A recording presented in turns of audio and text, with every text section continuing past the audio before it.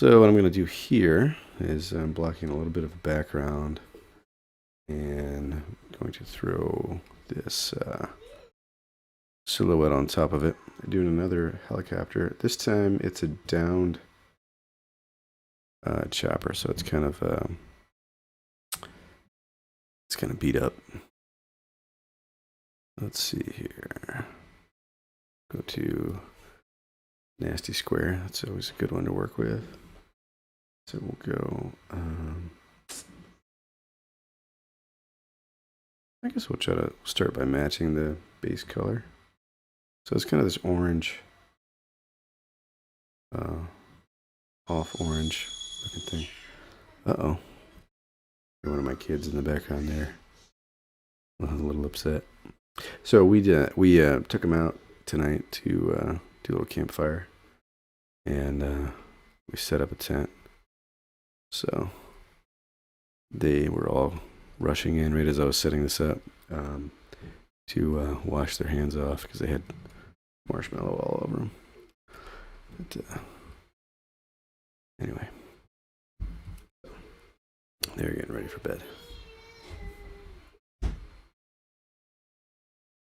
My wife is being a good sport. All right, so let's see, there's some blue. I'm gonna brighten that up a little bit. It comes across like that. And I think in this case, I might just do everything in a base color and then start going on top of that. Would be the way to do it. So these come up here. That.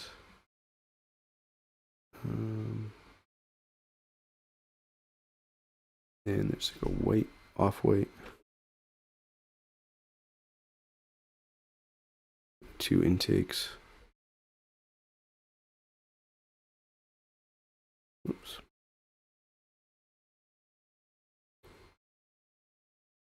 We'll bring those in.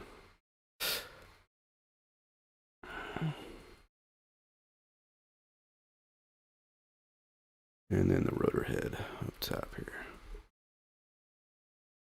Because helicopters.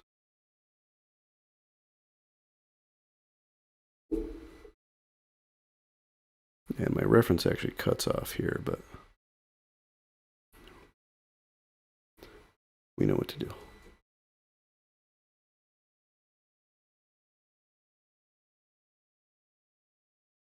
Okay, so that's looking pretty good. I'm gonna start refine some of these shapes a little bit.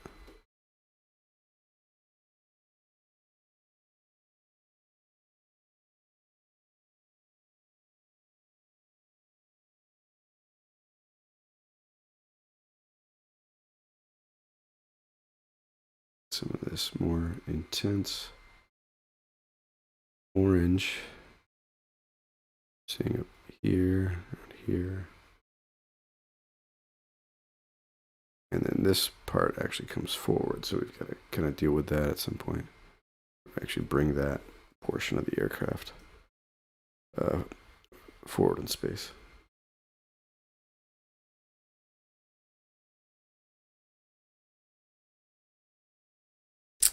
Always dealing with that illusion, the illusion of depth. Of course, we're working with a 2-dimensional space, so it's all smoke and mirrors, trickery to get there.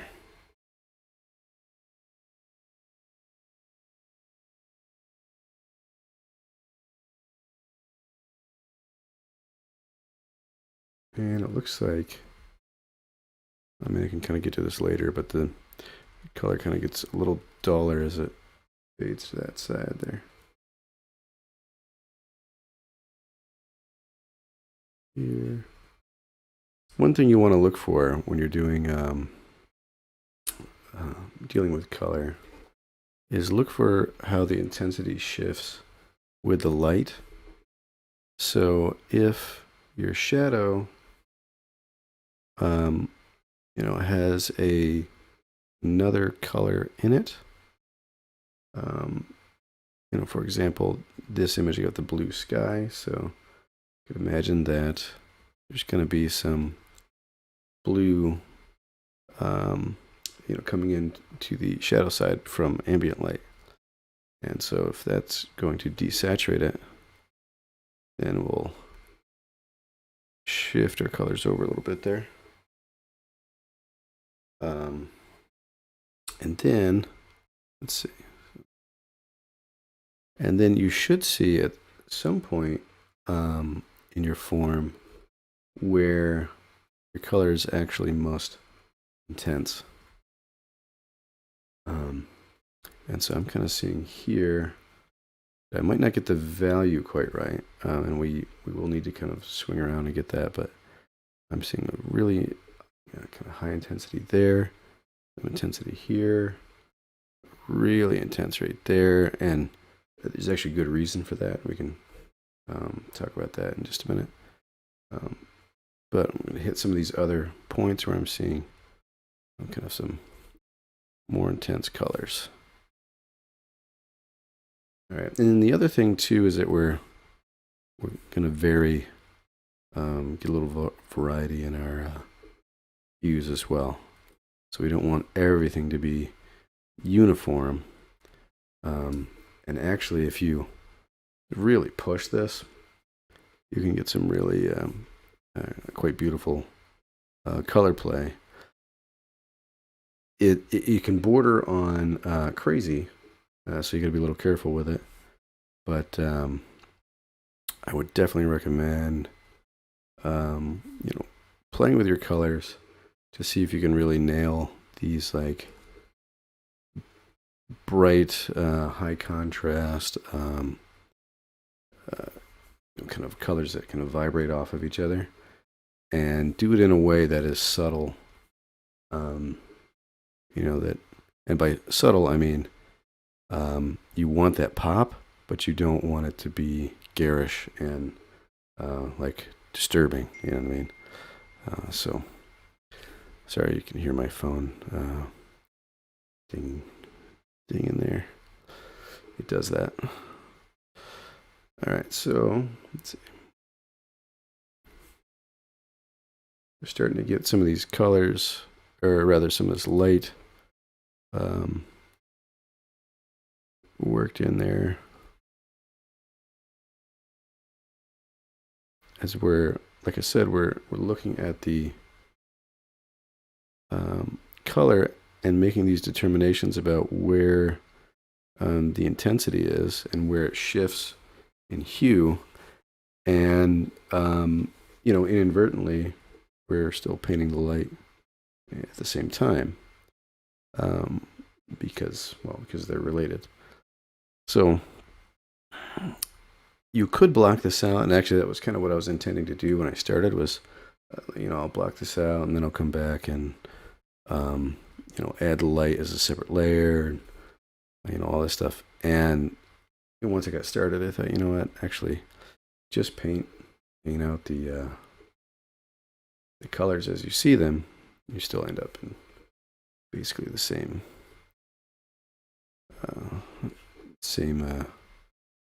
space.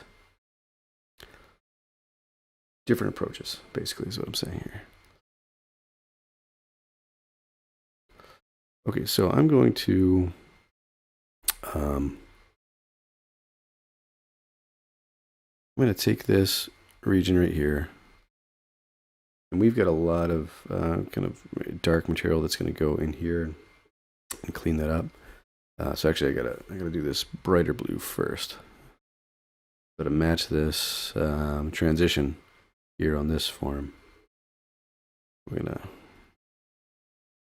get this in there, and it's gonna move a little more intense and up the side of the aircraft like that.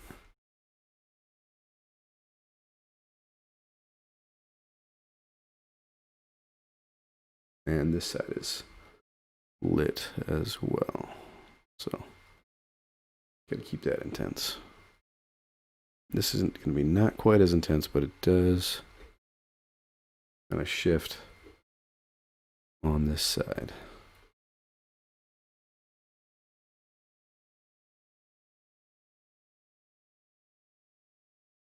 Okay, and then I see some more white in this image here too. I'm gonna paint those things in. And I don't have the reference pulled up for you, but if I could explain what I'm seeing, there's a lot of details, but right now I'm just trying to think about painting through all of those details. And this is something to consider. If you're kind of new to drawing and painting, the approach to this that you can take is look for the largest relationships and paint those first. And what I mean by that is there's all these little details in here that I could be painting right now, and I'll get to them fairly soon, and you'll see what I mean by just the sheer amount of information that you're trying to get onto the canvas. And so instead of doing all of that, take the biggest forms and see how they relate to each other, and then just do it in as simplest an approach as possible. And so there's a very simple way to describe that approach, and that is use the biggest brush. Use the biggest brush that you can. Okay, so if you're using the biggest brush that you can, then that means you're looking for opportunities. Oh, there you go. My tablet drivers crash. You're looking for opportunities to simplify. And as far as I'm concerned, that's kind of the name of the game with painting. So, all right. So now that we've painted this kind of form here, I'm going to do a new layer, and actually I'll pin that to the other one. And first I'll actually take this other layer here and I'll expand it a little bit so that kind of get more to play with. Now I did get a new machine. This is not it. I'm still working on my old machine because I'm not quite fully set up and ready to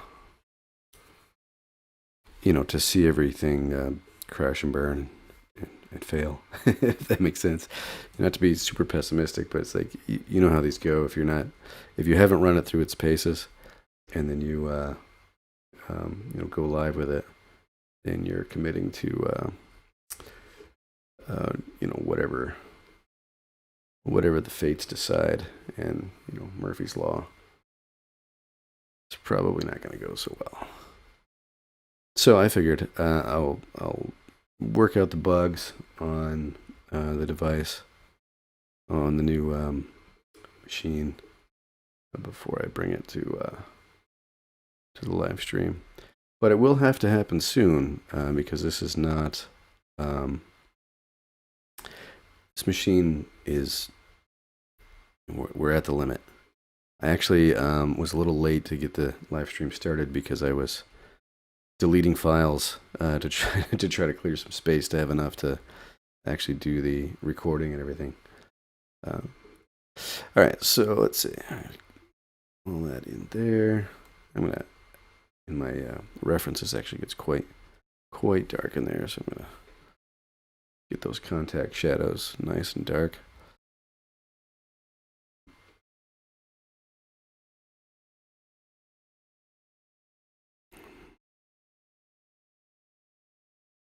Okay, so now I'm up to my, this is going to be maybe not necessarily details, but I'm going to start by blocking in these windows.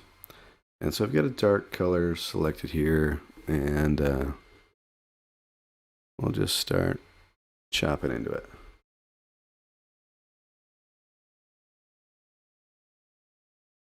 And you can see how, I've painted all that stuff behind it, to get the major forms of the aircraft, the major, the paint scheme and all that stuff.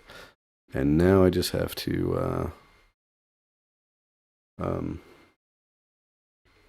paint right over that, and we're in a really good position, to have that, that base form in there. So we don't have to worry about that later after, instead of working, we'll say this is kind of like working backwards from a drawing. Instead of doing a drawing and then filling it in and painting it, you do the block in paint, and then, you do your detail drawing over top of that. Now, one thing to bear in mind here is these, again, I was talking about these relationships. So I've blocked in a window here, and I've got a symmetrical window on the other side. So instead of, doing this one and then doing this one and then hoping that we're on, you should just start with just like a relational line. And so I'm doing this on a separate layer. If you're doing this like in traditional medium, then you would just, you do it as an underdrawing. And basically I'm trying to get a single arc that's going to guide where all this stuff should fall, right?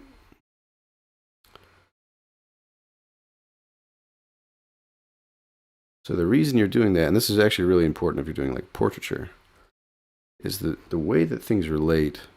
We will latch onto details when we're drawing, but when you see something for the first time, you're looking at the relationships to the parts, and that's what tells you whether or not it's correct. So in a portraiture drawing, that's, are the eyes, at the same level? Does the, is the brow, one simple arc?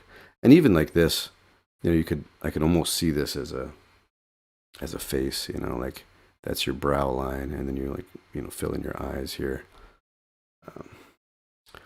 So what I'm doing here is I'm getting these relationships in there, and so the smoother you can get that arc, if this is one circle like this, that's a pretty rough circle, but that's what's going to make it more convincing as a complete form, right? Okay, so that's, these are, guidelines. I can kind of lower the opacity on those, come back to my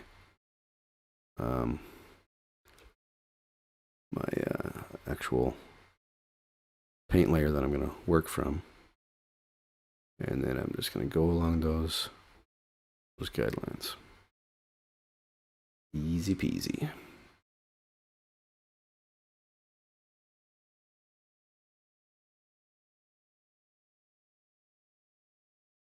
And I'm actually just going to fill this in and use it essentially as a mask. I'm going to come back in. And you can actually just kind of mock these, you can, if you see how I'm taking that stroke there, but I'm not actually, laying down any pigment, any color. You can see where that stroke would land just by kind of mimicking the motion.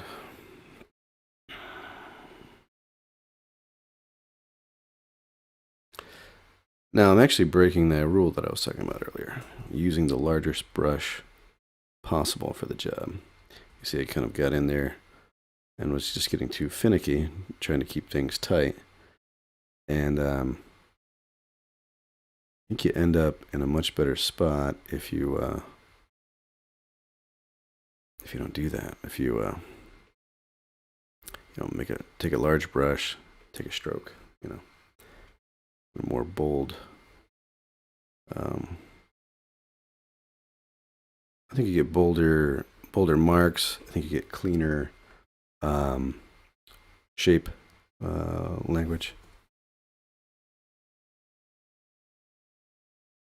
Actually, in my reference, that's quite a bit bigger there. There's a window underneath here. It's a really interesting set of windows. It's just a whole bunch of windows on it.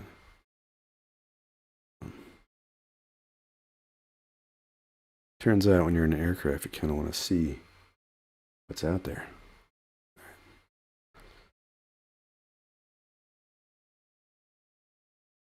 And like I said, I'm going to use this as a clipping layer, so I can change all these colors later, but I'm got it basically as a mask. Okay, and that's really interesting. It's this asymmetrical thing. There's this kind of larger window here, or larger, window. All right, and then I'm going to cut that out, because this comes in like at an angle, and this one comes in kind of straight, and then has a sharper angle here.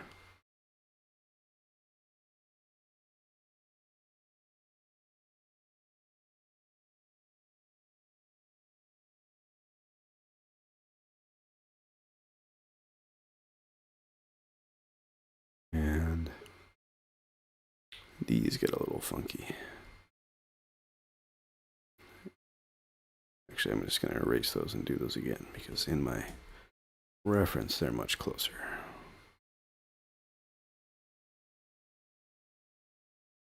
Like that. And this comes up higher.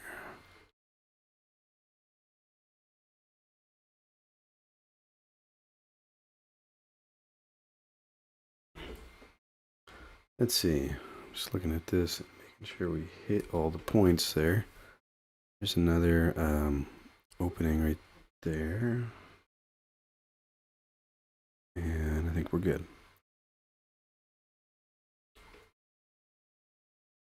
Okay, so now I've got this essentially as a mask. And do a few other details here. Just find these. I find the quicker stroke you take, the cleaner it's going to be. Takes a little practice, though.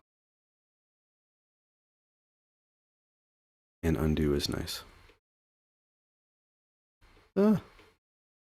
Spoke too soon. Let me get zoomed in here, so I'm using more more elbow motion than wrist.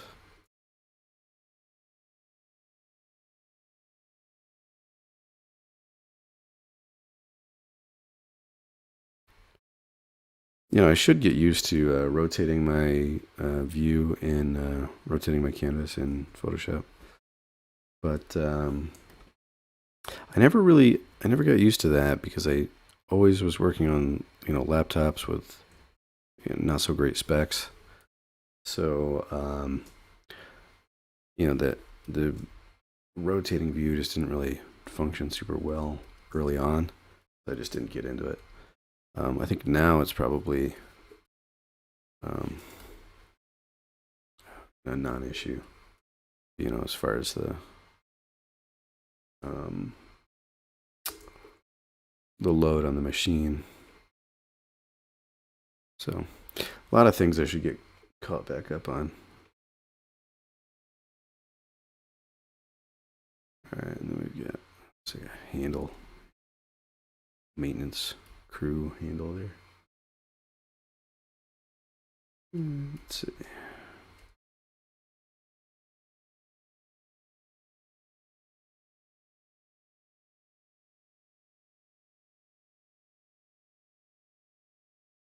And these actually are, I'm going to erase this right here and redo that a little bit.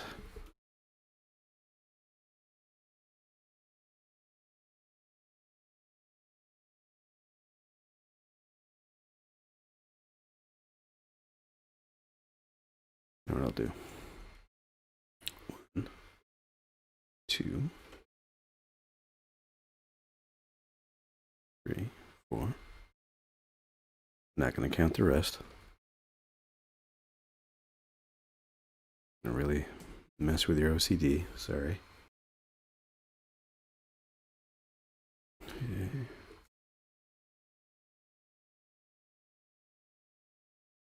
Then I'm just gonna chop these like this. Oops.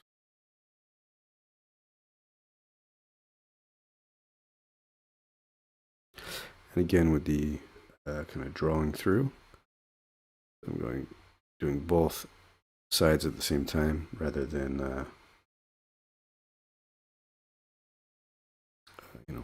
getting too finicky with it.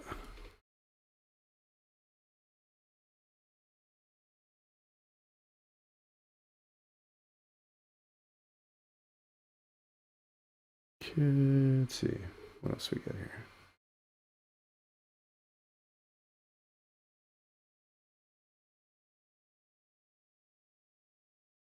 That's a little bit off.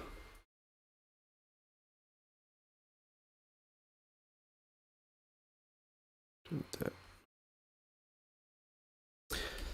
Okay, like that.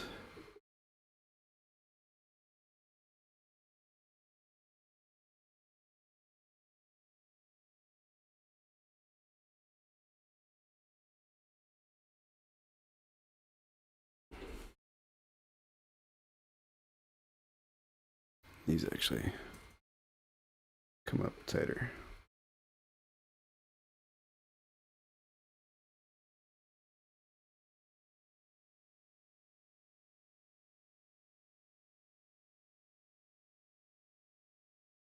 Like so.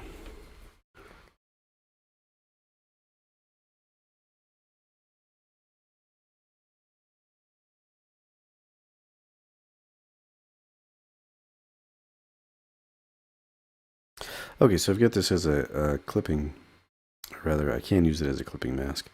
I'll hit this lock the pixel data right there. And so basically that's just gonna, wherever the pixels are, or the paint is applied, if you want to use that term, that's where it's only going to allow me to paint there from here on out as I'm playing with this. And this is actually another interesting method as far as that drawing through I was talking about earlier. So if we want to do the inside of this cockpit, we could do that arc as one simple stroke through, right? So like, instead of thinking about this inside as, like I got to do a little detail here and a little detail there, and bring it in, and you could take your time and do that. Instead, you can just deal with it as one thing. So I'm seeing there's like this kind of sandy, kind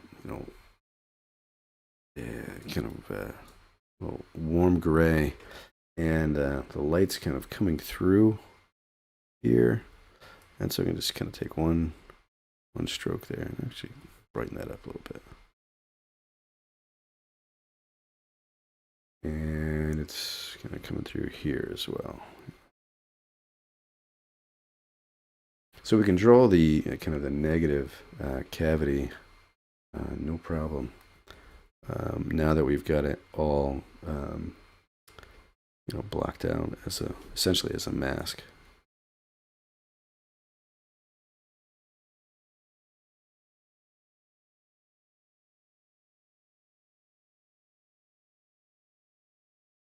I might actually try to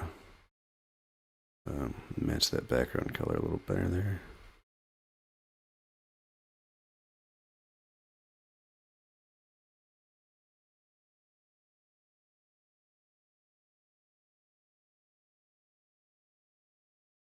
And let's see, I get these faint blues in there.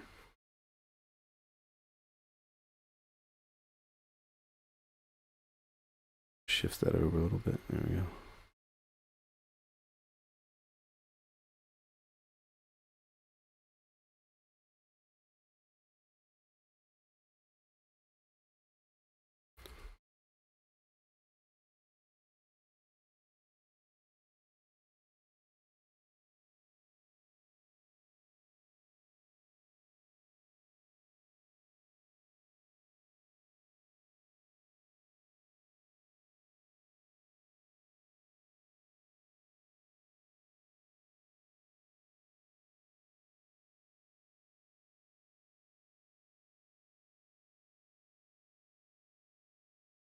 Let's see if I unpin that. Yeah, there's really not much reason to keep that pinned to the layer below it. So if we unpin that, then we can actually pin more layers to this one as the base. And this will just, we'll call these windows, and then this will be the aircraft. Sorry, I can't see. Aircraft body. This, of course, is the shadow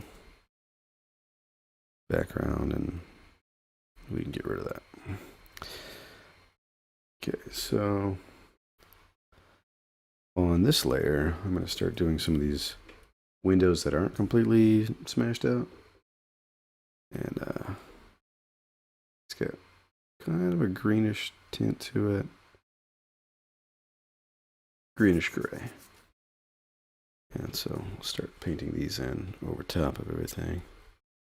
And I suppose actually I could make it brighter and then just lower the opacity. So you can see some things through it.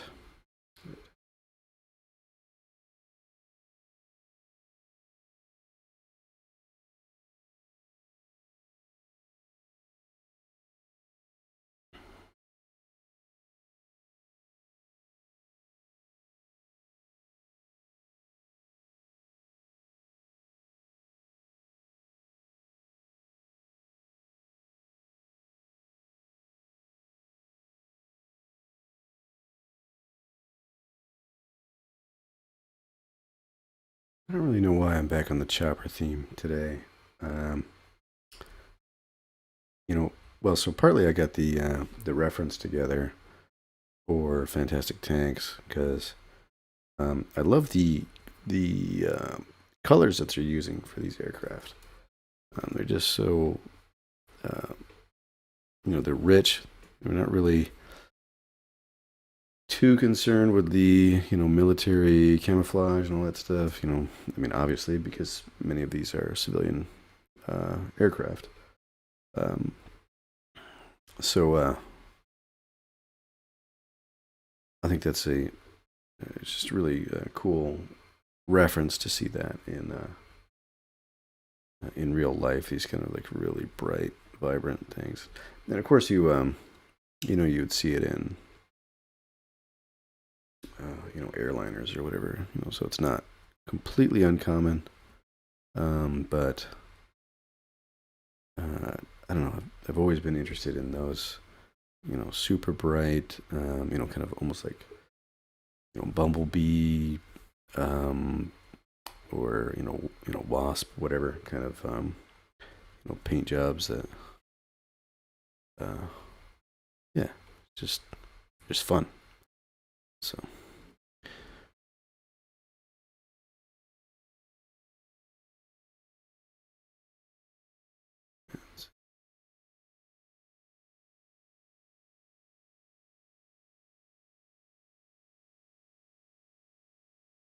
I'm gonna actually make a selection and do Control Shift I. So I'm inverting my selection and paint that window. And you see how that was just one little stroke there, and you've got a, you know, really simple economic work. I'm actually going to go a little bit larger so that I just catch just the edge of that window there. This one's totally blown out, so I'm going to have to deal with that. And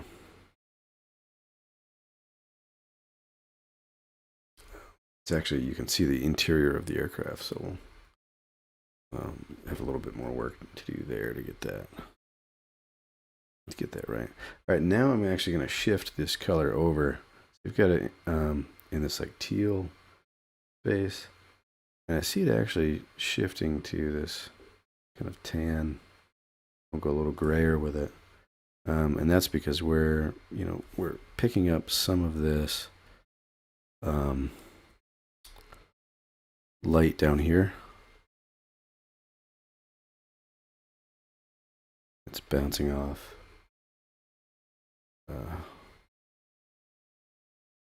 Bouncing off the sand onto these windows.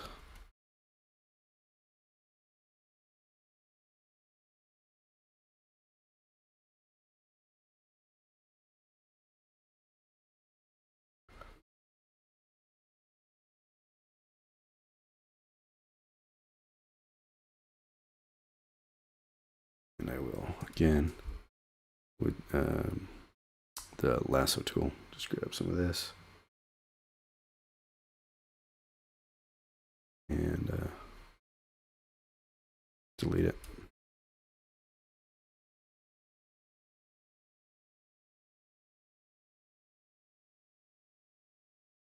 If you want to get a nice sharp edge, these brushes do a pretty good job of staying kind of crispy, but some of them, especially this one that I've been working with, the Nasty Square, it really has a kind of a feathered edge. It's textured, but it's feathered. And so if you want to get a crisp edge, lasso tool is your friend.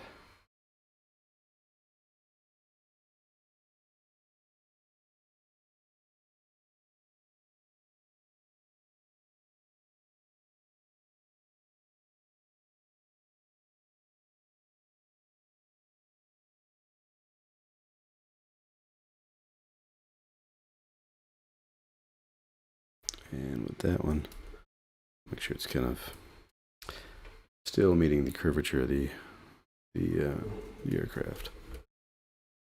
Can't get too crazy with these window shapes.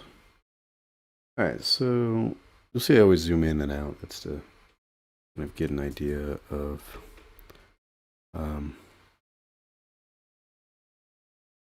whether or not the forms are reading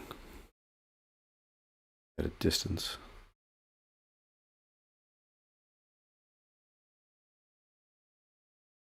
If it reads on this large level, then you're good. Okay, I'm going to come back to the base here and just kind of start to clean some of this up a little bit, or rather feather it a little more so it's not quite so hard. What is going on there today? Oh, why did I do that? All right, delete those. Come back to this. Give this just a little bit more information in here.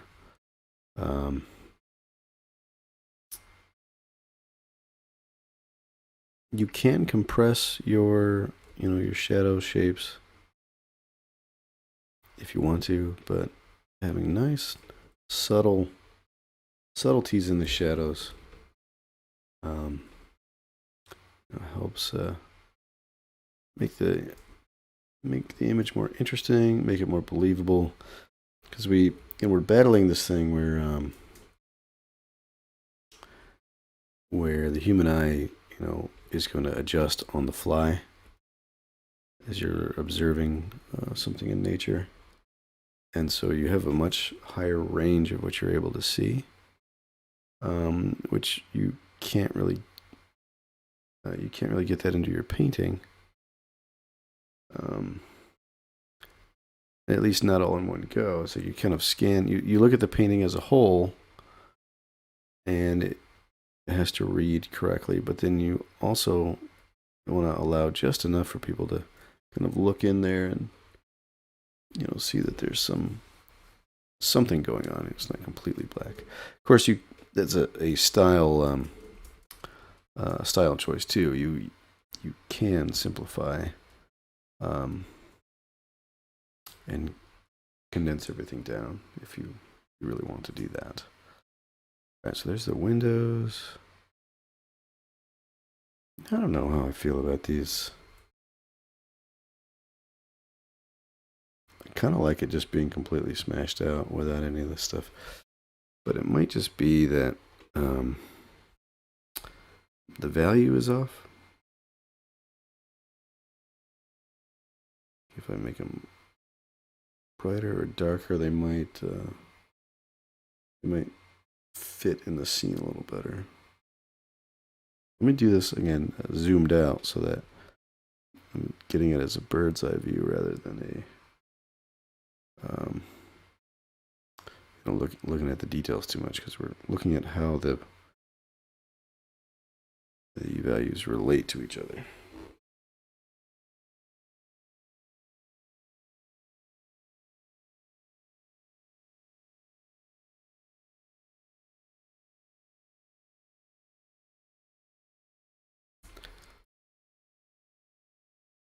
Okay, I'll go with that.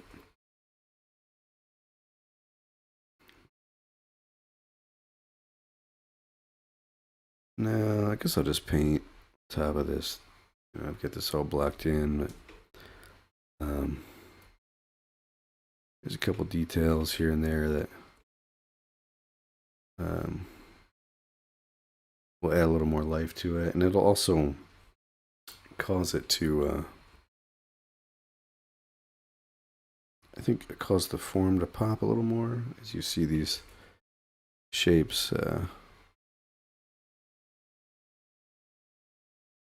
follow the curvature and so forth.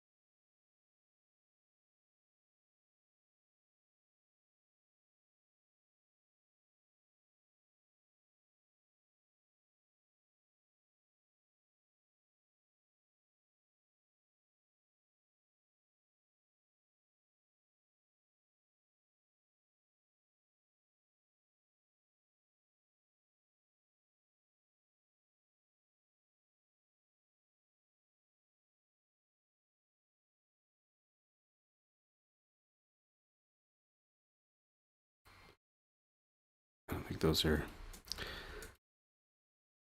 they're kind of touching each other in the reference, but I don't think that they're related. I think that they're actually separate parts.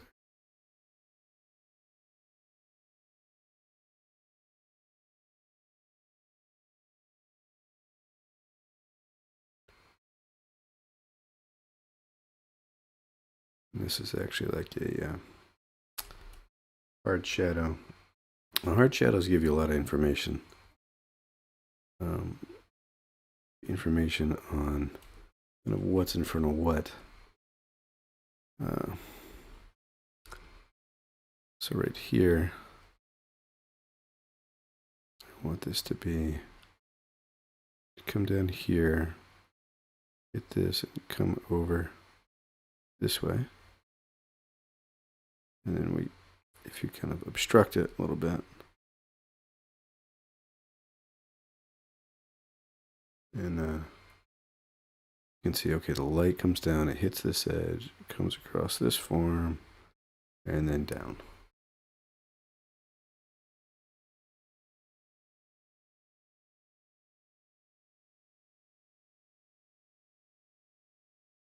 So that's giving you information about this shape here.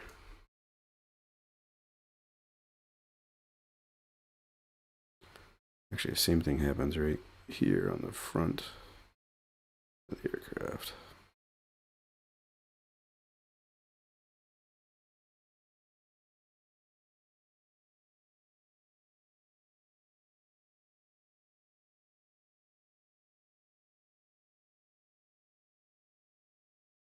And then we'll have to do that with the blue as well.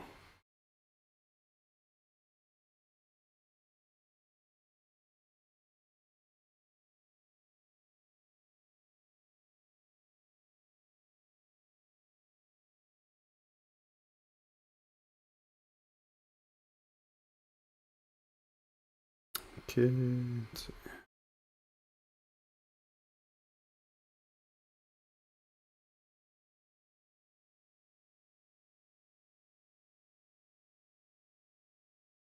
And so we're doing the same thing here. So this light comes down here like this. Whoop.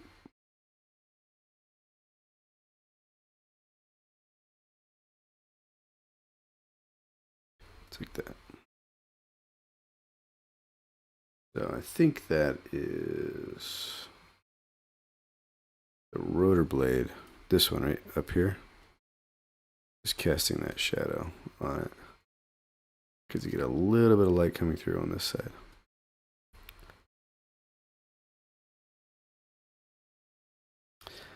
And so we need this color. Yeah, more intense version of that. That's gonna follow along.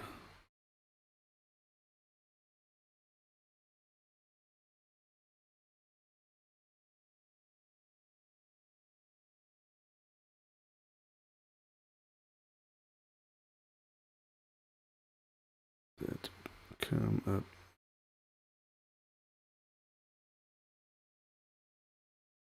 I'm a little bit off from my reference, so I need to dial it back, actually, I think.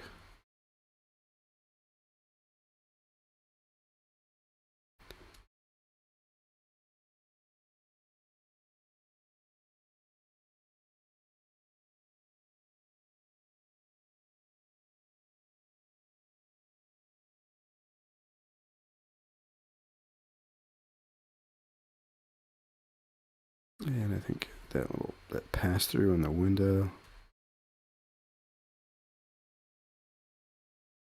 we're gonna paint that back in. Maybe put some little details in here.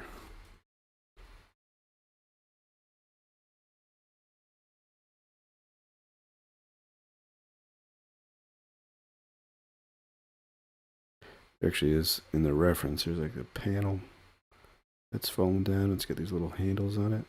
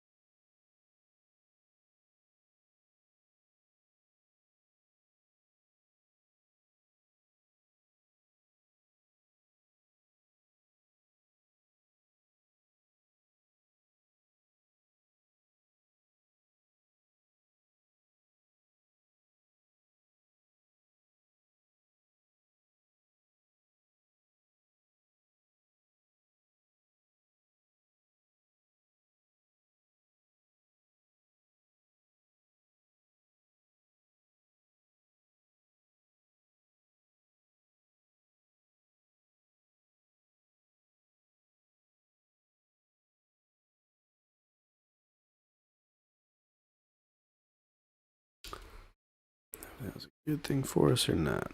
I'm trying to get these little bits of light in here.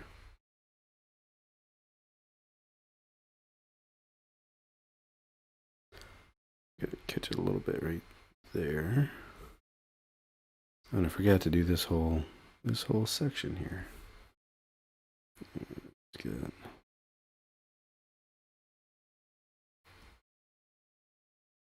Darken it a little bit.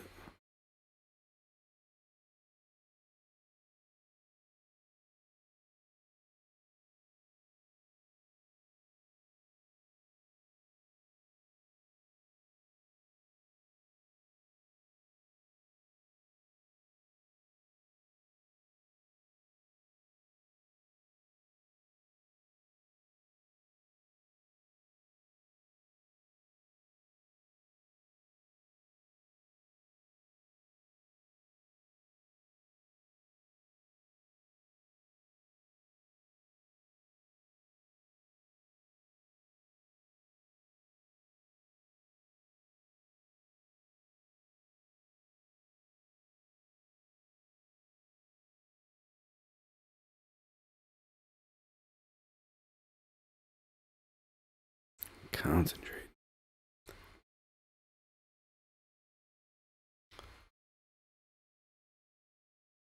And then in the reference, that all kind of fades to black there. So I might do another, do one more here underneath the windows where we'll push that all the way to black and see whether or not we like that. We can take this layer out if we need to. But, so we'll let us get a little more pop on these interior cavities here.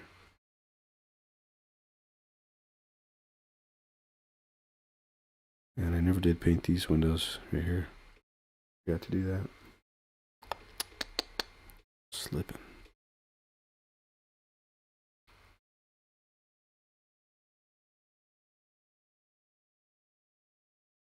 Okay, so yeah, let's do that. So these are the windows, right?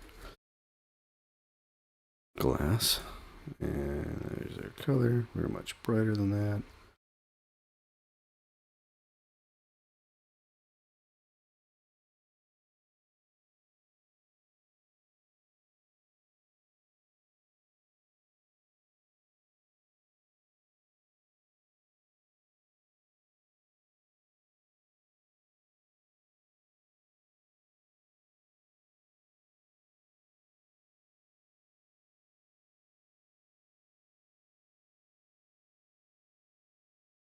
Okay, so the whole thing needs more contrast. So this stuff, I'm actually going to go use my smudge tool and relocate where that falls. It's a little more accurate to my reference.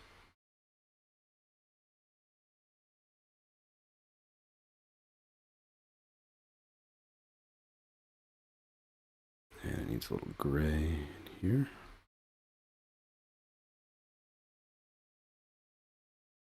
Needs a little orange right there. And there.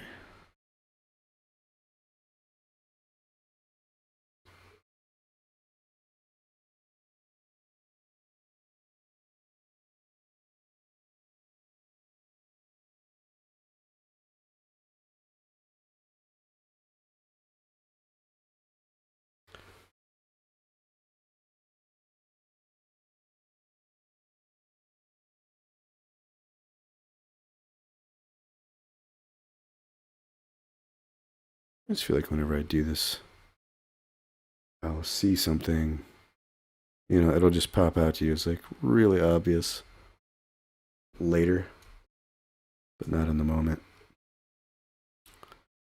Seems to be the way that it goes.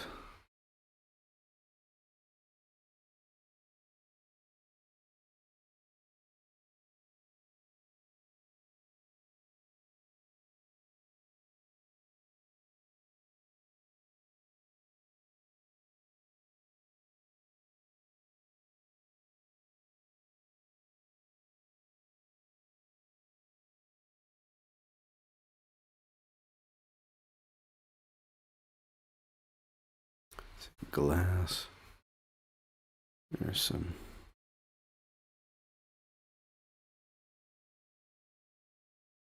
discoloration on some of these. And again, what I could do with this, so I could select that. I could do it as a, so that was control and then click on the layer. You could pin it and then paint that way. So if I just did that right here, so I do Control D, I got that pin, or not pinned, I got it locked, alpha lock, and then I'm just going in here to, you know, paint the edges of the windows. Get that, you know, kind of wear and tear and just a little bit of, you know, thickness to them. So you could do it that way. The other method that I was going to say there is you could control click. So you've got that, you do new layer, and then set that as your mask, and then paint it on here. And so the benefit of doing that would be that you aren't beholden to the opacity, you know, this one's at like 54%, so this one being a little higher. You do want this kind of a little bit of a dance between you know, parts that you can see through and then parts that are reflective when you're dealing with glass, because that's just how it works. So there are going to be portions that it's almost just like bullet holes or something in it. Anyway, there are going to be portions that you're viewing it at the appropriate angle to, you know, to see through it, and then you're going to have reflections as well. So if you're looking at it at the right angle and you get, you know, light from the sky bouncing off, you know, that's, so if we do this, like, and that's, say that's like highlight or something, you know, in that form, like that, then that's going to be light that's just bouncing right into your eye. So you can't really have that be transparent, because that's the part that really catches you. All right, so here, I think that maybe deserves that's a weird way to describe it. That deserves a greater conversation. So when you're dealing with any kind of highlight, what you're doing is you're actually you're catching the angle on that surface that is directly reflecting your light source. That's technically what's happening. So it's not just like one, you know, little bit of light, you know, that you want to always do it a certain way. It depends on the atmosphere and depends on the light source. And so if you know, light is hitting this form and it's reflecting off, it's actually, so in the image it's brighter here than it is here. There's something about the way that this is turned towards us, that this point is going to catch a little more light, or rather reflect it, bounce it into your eye. And so let me actually draw this out so it makes more sense. So if here's your eyeball, right? Let's do it properly. Do.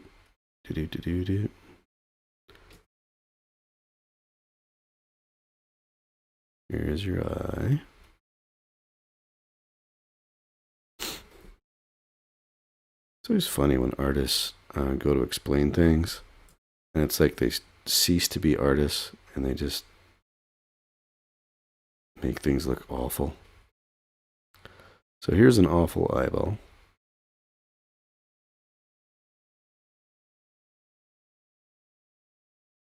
Gotta put little reflections in there.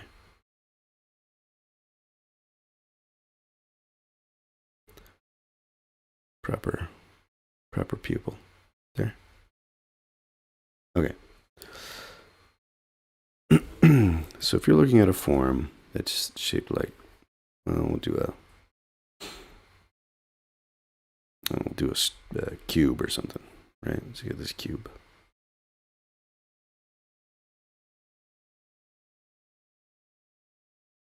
I hope I'm doing this on a layer that's not completely destroying my work. Yeah, we're good. All right. So if it's lit, it's got light, you know, from above, and maybe some light from the side, you know, catching at that perfect angle or whatever. So then you get your light source. I'm going to move this whole thing down so it's not super distracting from the background. So if your light source is like here, and we'll do these with different colors. So one's there, and then you get your green light source right here. And we'll do this one red, right? red light source here. And let's say this one is, let's see where these would fall in space. Right. So your eyeball's right here. So your red one is right here. Right. So if this is hitting this surface, it's red. Go up like that. The intensity of it, you know, it's gonna fill that surface. But for you to actually catch like a highlight from it, you'd have to bounce that light into the eye. So it's not just where this light is. You know, I see this actually as a simple explanation of light would be if here's your sphere, you know, and your light is, I'm going to do another third color so that I'm not totally confusing everybody. I think I already may be confusing everyone. But if your light's up here and it's hitting the form, then, you know, you do your termination, shadow termination. You know, this is the part that's lit. And then you got the, you know, your highlight there. And then of course you do your bounce light. So if it, you know, if it hits the ground, and you got your cast shadow, and then you've got light that hits the ground from this, boop. Let's do it again. Hits the ground, bounces up, but then it's not going to be as intense, and so that's your bounce light. So your core shadow is right in the middle. That's the brightest. So this is not a bad way to conceptualize this. It works, but the thing that's missing with it is that it matters where the camera is in relation to the light source and the form of the object. So back to our example down here. Right here. So this light, you know, the only way that you're actually seeing this is what, you know, this hits there and it bounces off and it bounces all different directions, right? But you're only seeing the parts that bounce into your eye. And so if this light is behind you and it's illuminating this whole edge here and a little bit of this, you know, the most intense part is going to be the point where it most directly hits the surface and bounces back, you know, into your eye. But right here, you know, that's your most intense highlight from that source. All right, so same thing here. You know, our eye is, of course, you know, we're looking at it from as the viewer, the camera. Let's do purple for our eyeball. So we're here, right? And we're looking at this thing here. And so if this is our light source, it's where it hits this surface and then bounces back directly, you know, into our eyeball. If that makes any sense. So if it bounces off and goes that way, it doesn't give us a highlight, right? If there's a light behind it, you know, it's yellow, it comes down and it hits this edge, and then that's what comes towards us. You know, then the point where it hits and bounces and comes towards us, that's our that's going to be your brightest point. I don't know if I completely lost everybody on that one, but I think the simplest way to see this is take an apple and set it on like a turntable or something. My connection dropped out, but we're back live again. So the simplest way to illustrate this would be if you take an apple, you put it on a turntable, and or a plate, and you spin that plate. If you stay in the same spot and you keep your light source in the same spot, and you look at your highlight is not going to move. It's only going to shift, vary a little bit based on the curvature of the apple.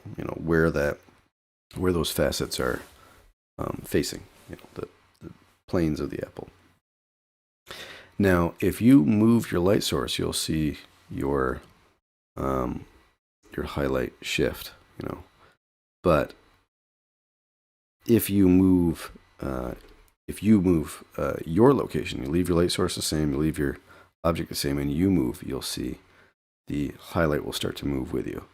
And so it's roughly speaking, it's kind of the average of where your light is and where you are. So give that a try. Like get an apple out, have a single light source on it, rotate it, move the light, move yourself, and see where that highlight moves.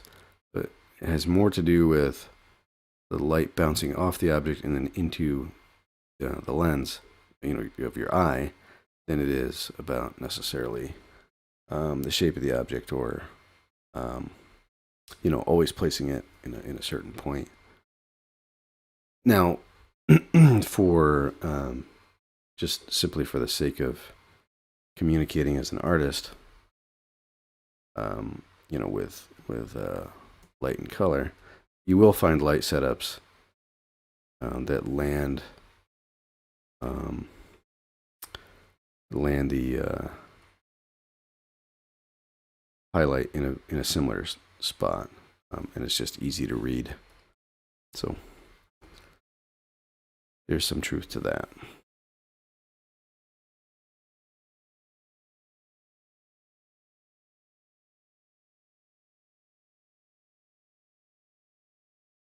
All right, so now I've got an overlay layer, and I'm coming in and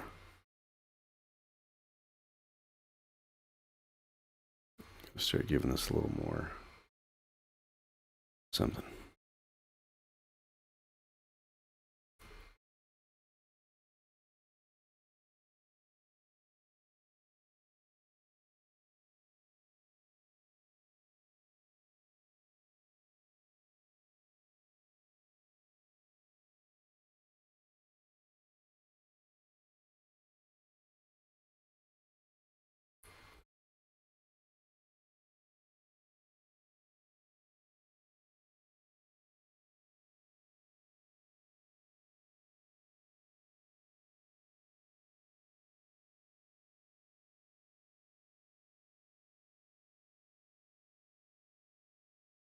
There's going to be bounced light from the sand. You get a lot.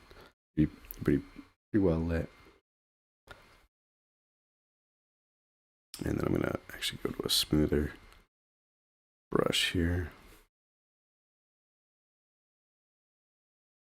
And then in these cavities and stuff, we'll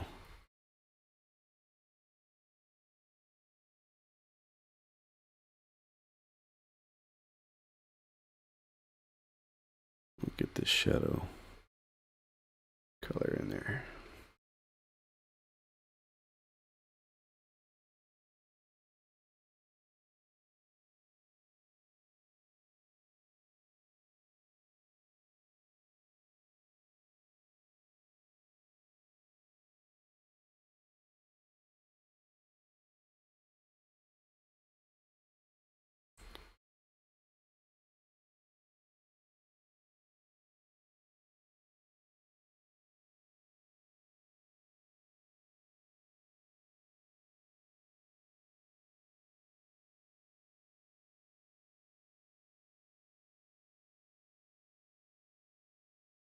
And this really should only fall. Let's see, I want it on this object, but not on the windows. Here, do Control Alt and click on that, and then we'll set that as our mask.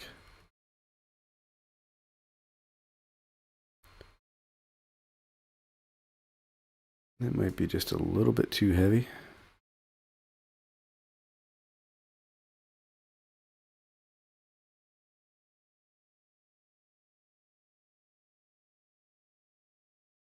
I'm gonna try to brush it before I come back and lower the opacity on that.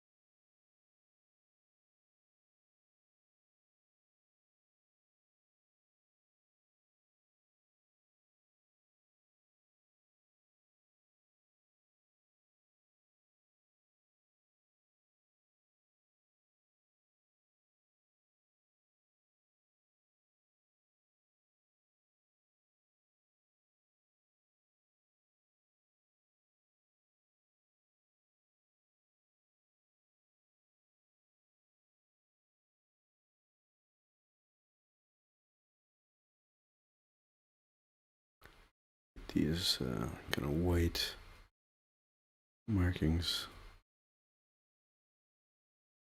delineated again.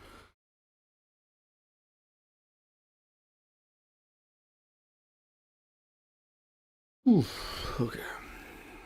And then I'm going to dial this back a little bit. So there's without it, there's full, and I think somewhere in there is kind of nice.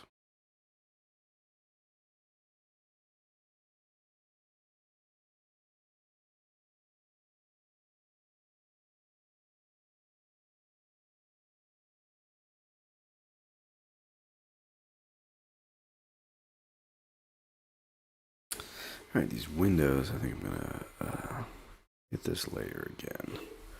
So I'm gonna make a selection with that, and do curves, and just see if I can kind of simplify these, that they read a little more homogeneously than they have been.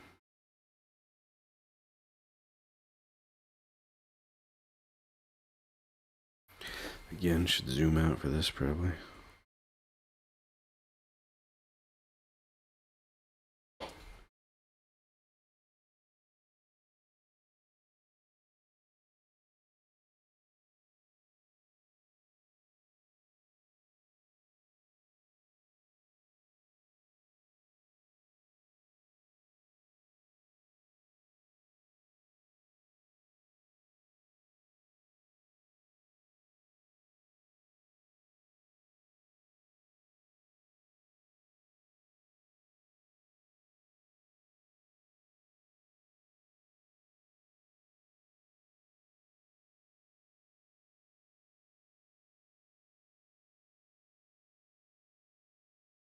Okay, somewhere in there.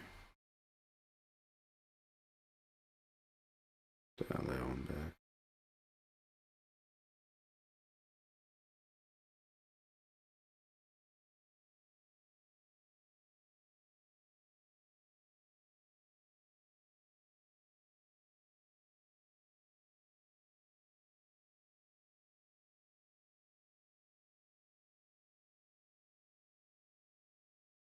Okay, go with that. Let's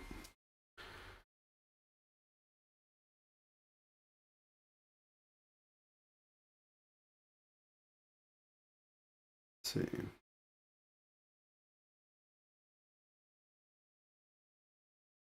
Debating whether I want to clean up some of the silhouette or not. You can also come in with some more detailed type stuff. Oh, I was talking about that program, Lazy Nasumi. So let Let me pull that up. Lazy. Oops. Should actually spell correctly. There we go. And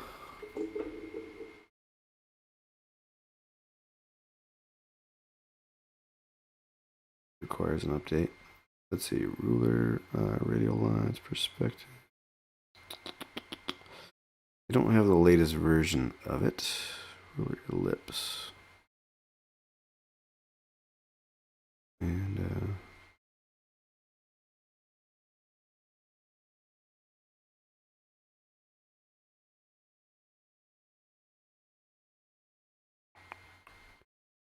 average fixed value. I was having issues with this earlier, not showing up on. Whoops, sorry, bumped the mic. In Photoshop, so it might not show up. There might also be an issue with Open Broadcaster, simplifying my color so that it won't show up. Anyway, this tool is a way to constrain your brushstrokes. So you could set up an ellipse. Of course, you can do it in Photoshop. You put an ellipse in here. But what this will do is kind of give you a perspective grid that you're working from, which is nice. And I was giving this a little go earlier today. A friend of mine was showing me how it worked, and yeah, really cool. Like I said earlier in the stream, I only ever really used that tool for smoothing, and now it seems like that's kind of a non-issue. I think the smoothing has been kind of figured out, for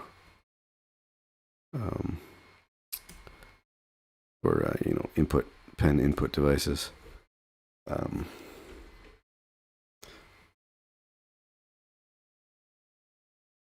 Anyway, so I was going to give that a go. I apologize. It's not, it wasn't showing up on the screen there. So I'll have to try to get that figured out on the new machine and give that a try on one of the streams here. It's really, it's nothing new. That's not, those tools aren't new to the industry or anything. It's just, I never really got into them. And, part of the reason is that when I discovered some of those tools, I kind of knew that for me it would be a crutch. And, in a production pipeline, that's completely acceptable to have quick and dirty approaches to things. But I just felt like I wasn't really going to learn if I didn't push myself to learn. So that was partly why I didn't get into those when they were coming out. Now that I have no shame about using guides and stuff like that. I still do want to have like the ability to make a nice clean stroke on my own, or a nice ellipse, and that is something that like is worth practicing. However, when it comes down to it, and the job demands a clean ellipse, and doesn't care, whether or not you're skilled enough to do it, or whether you're using a some kind of application to assist you, then in that case it just doesn't matter. Like, use the better tool. So anyway, that's a tangent there, but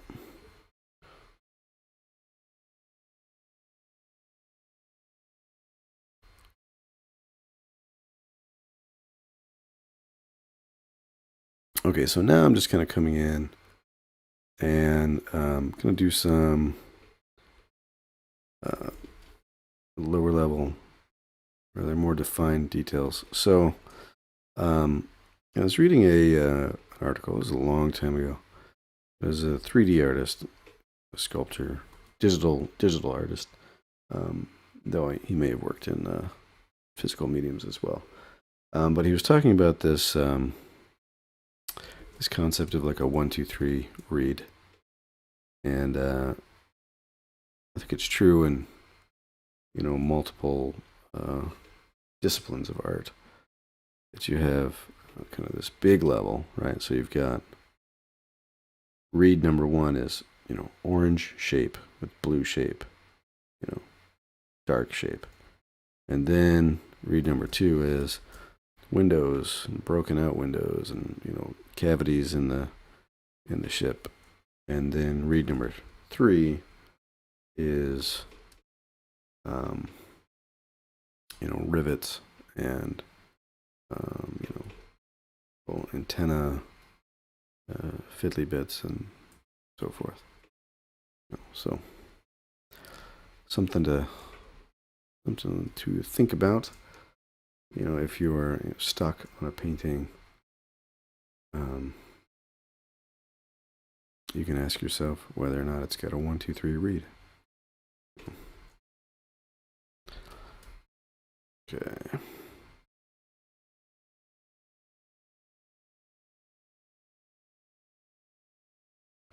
So this actually has a little antenna here. I omitted it, and maybe I'll omit it again because, well, for obvious reasons, it's just kind of distracting. But the aircraft actually does have a little antenna that pops up there.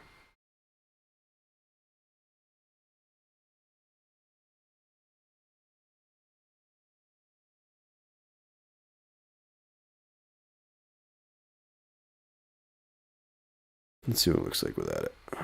Scratch that.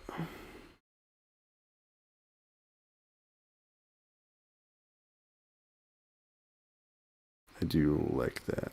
I did like this being just a little bit tighter, though. Even if the antenna's not there, tightening up that window a little bit was not entirely a bad thing.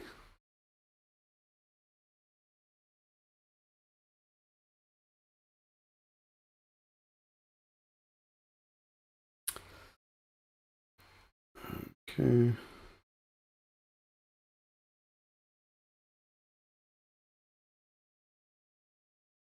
And get that curving down a little more.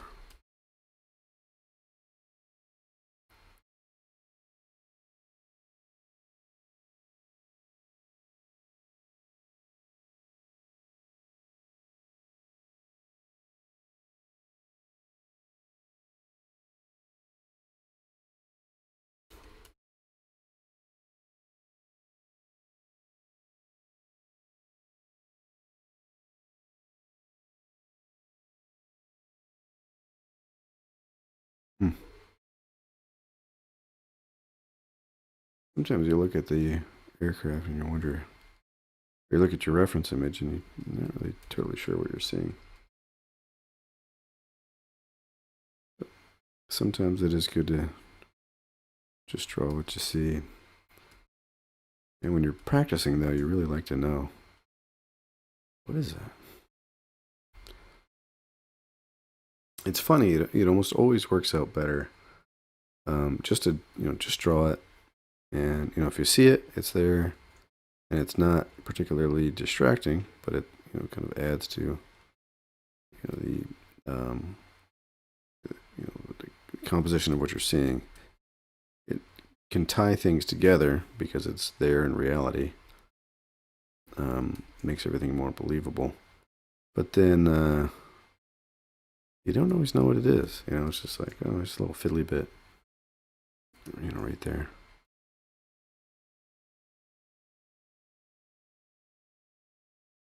And something I should have mentioned before is that, as I'm, detailing these things in, these details do not need to be, it doesn't need to be black and white. In fact, it's better if it's not, if you're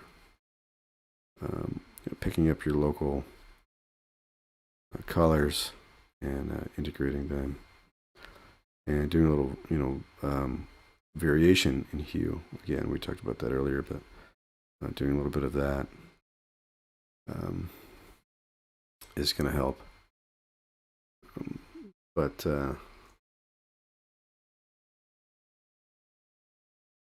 just going black and white, that's when things really start to lose their believability, or at least they fall into a certain particular style,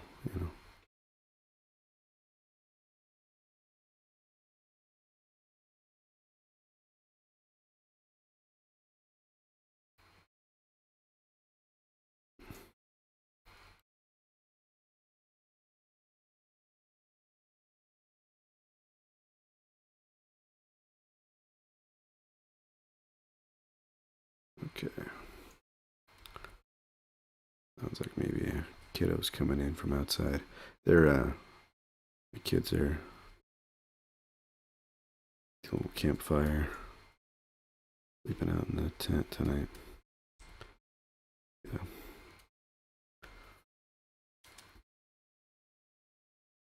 They'll be in and out, I'm sure.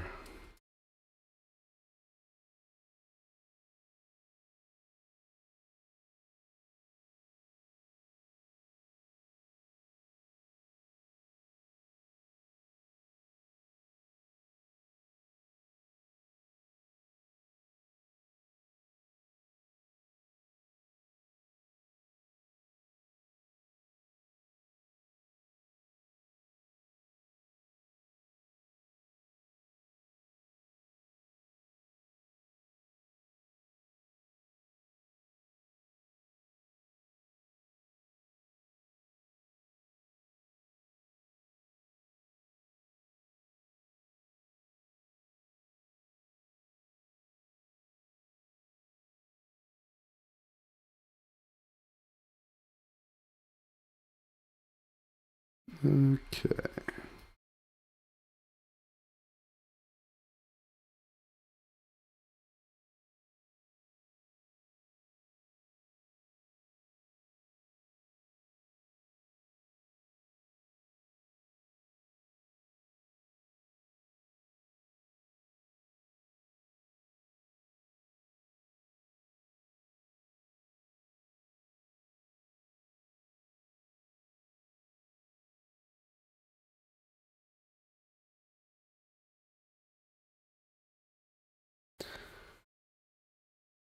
Okay, zooming back out here.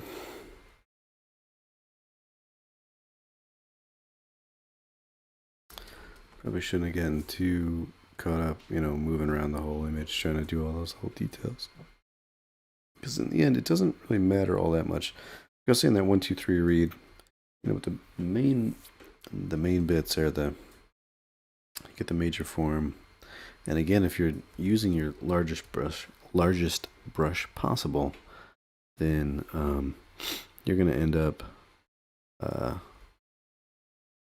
with a lot of kind of implied detail in there.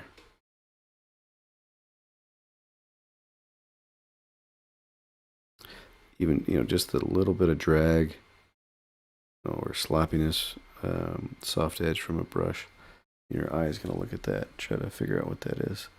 Whereas like this here, I'm obviously trying to make these like rings or whatever, and it's not working so well. You're trying to get too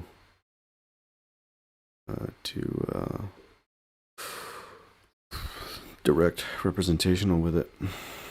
Whereas if it's a little more abstract, your brain tries to fill in, tries to make sense of it. All right, so I'm going to take all this and I'm going to group it, make a mask, and then I'm going to start painting this mask here.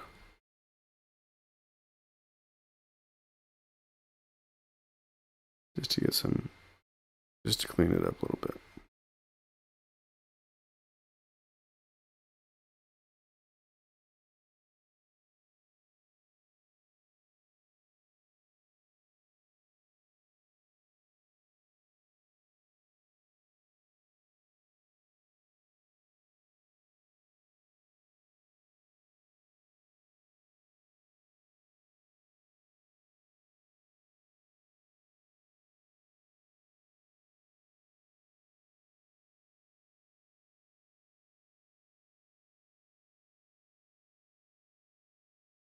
I'm not really sure what these pylons are. Like my reference doesn't really go that far. I'm assuming there's, it probably only comes out to here with some kind of pods or something. Though I kind of wonder, I might just omit them. See what, I don't know. Whoops, sorry, hit the microphone there. It might be necessary. Let's see.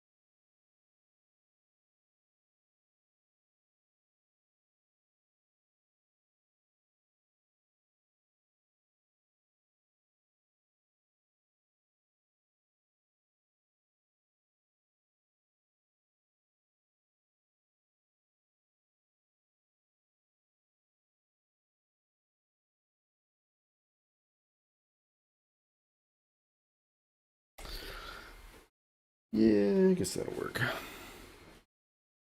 Cool. With it, without it.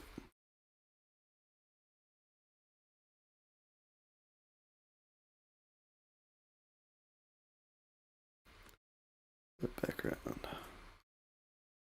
Shift this background color.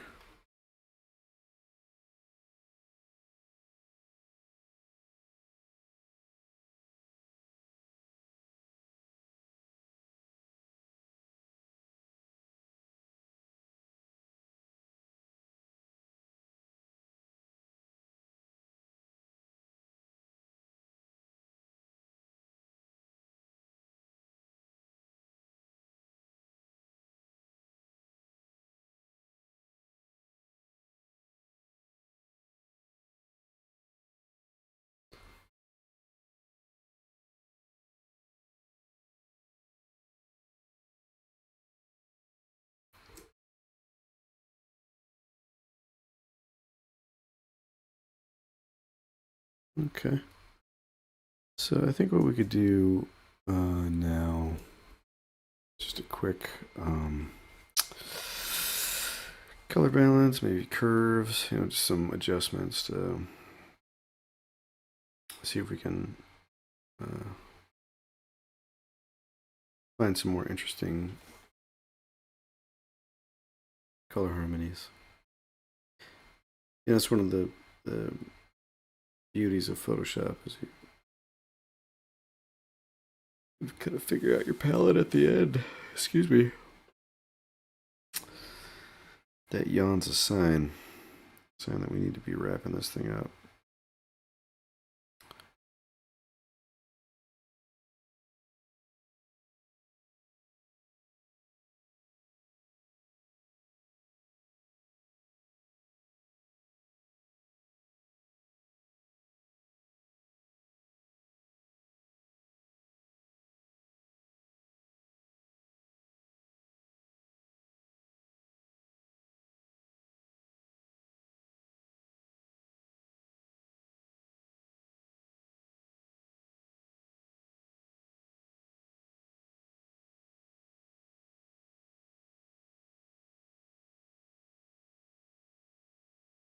See where the color, the hue really changes the perception of the heat time of day.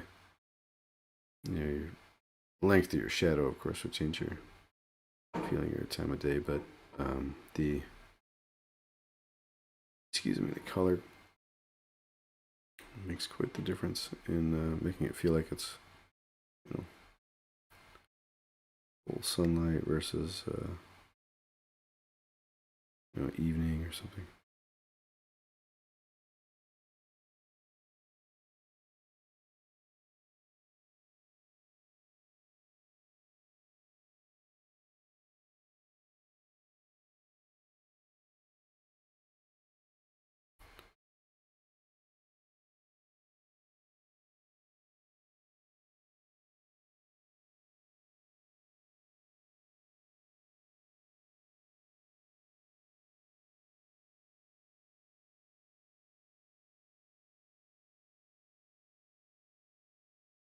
So you can see how that shifts from where we started to where we can end up.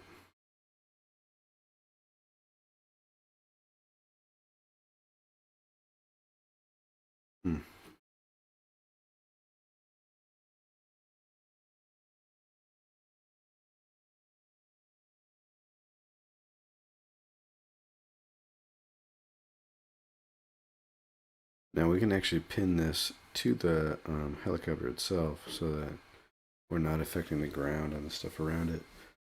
But again, you paint things in relationship to each other. So you can't really do. I mean, you can a little bit with Photoshop. Obviously, you can isolate different regions and layers and stuff. But when you're dealing with your total color scheme and your light, it's all relates to each other. So you're not really dealing with those in a vacuum.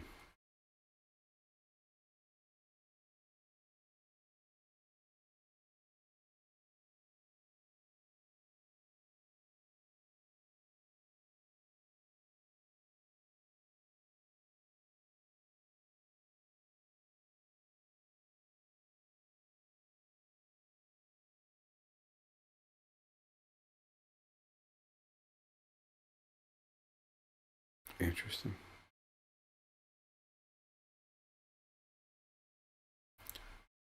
I figure out, so once you've made a color balance, you can go into your into your blend modes, and you can change. You can get specific about how it works. So in this case, I'm saying, okay, I only want the saturation effect, or I only want the luminosity effect. I don't want the color changes. I just want the brightness changes. Or if I want the the hue, but not the other stuff. So actually, it looks to me like hue. I mean, kind of like them all, just not in combination. That's the weird thing. So,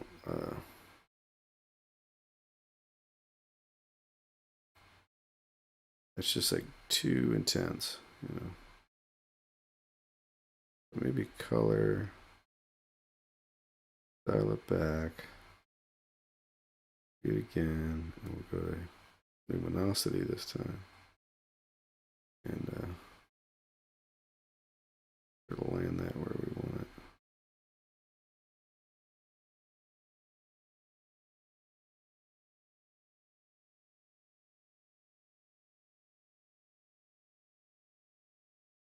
And of course, once you've done all this, you can actually, you can fine tune by going to hue saturation, select the color range that you want. Let's say we want to do reds, and we will shift it over into our yellows as well. We'll just bump that up so we can see what we're working with. Take it all the way down. Yeah, so now we know what we're working with. We can adjust it.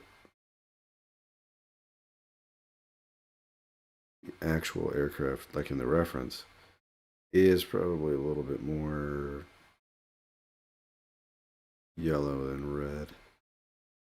And adjust all this here.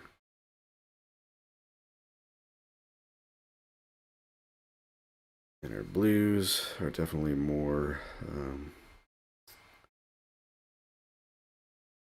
shifted in tone in my reference. They're shifted over this way. Much deeper blues. Perhaps a little darker even. Well, let's see. 20. Yeah, something like that. That's getting pretty close to the reference colors. But I liked what we had too. This was really rich. So we might just kind of go halfway there. Each halfway. The other thing you can do, of course, is you can do it selectively. So you could jump in here, go to your blend if, and select what values are being allowed to shift or allowed to be affected by this. We can come in channel by channel and say we want our reds, or I guess in CMYK, which is part of the problem here. But I could select just a few areas. That.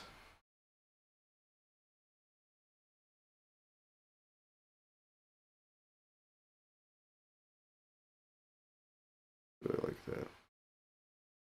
A little bit of a shift. So anyway, I'm going to step back on that one. So go back to my master there. Yeah, so you can see how that's working. Actually, do kind of like that, but I just think it needs to be a little bit less of an effect.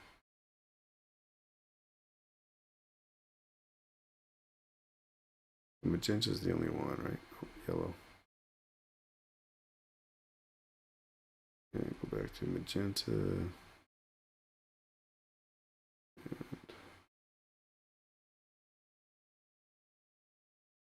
I want it to be quite as strong.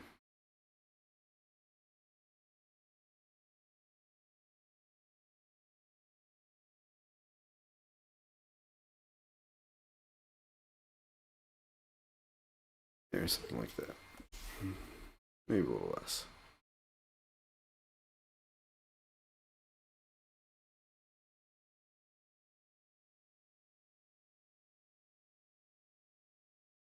Maybe we'll hit that blue again, because that... Whoops. What have I done? Cyans, huh? Yeah, because that could come up.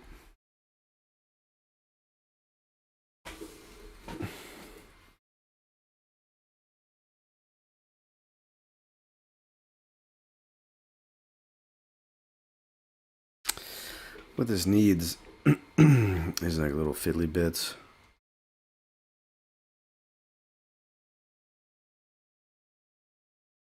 Around the aircraft. Pieces of it.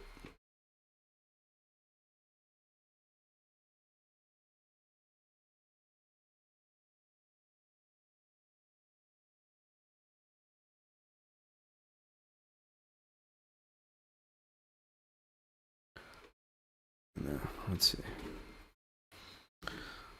Guess we can do these.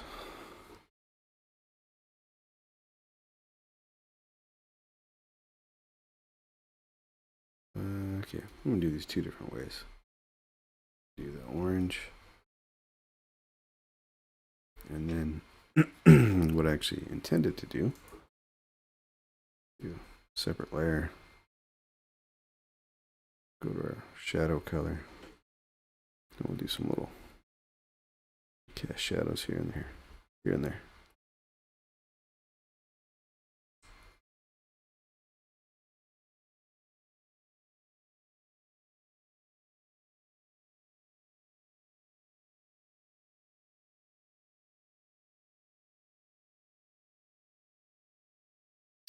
Maybe the combination of the two would be kind of neat.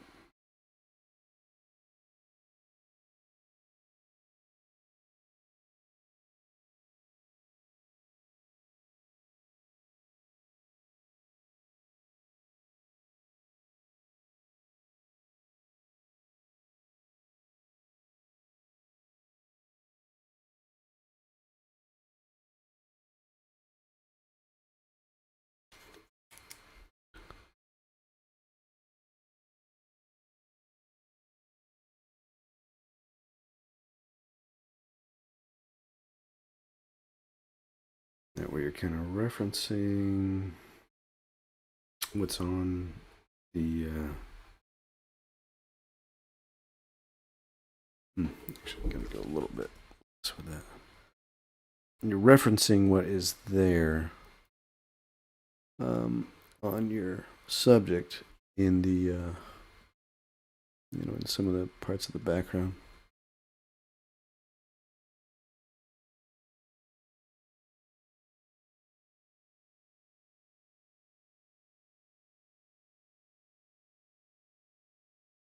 Just gonna come in with an eraser, chop some of this stuff up.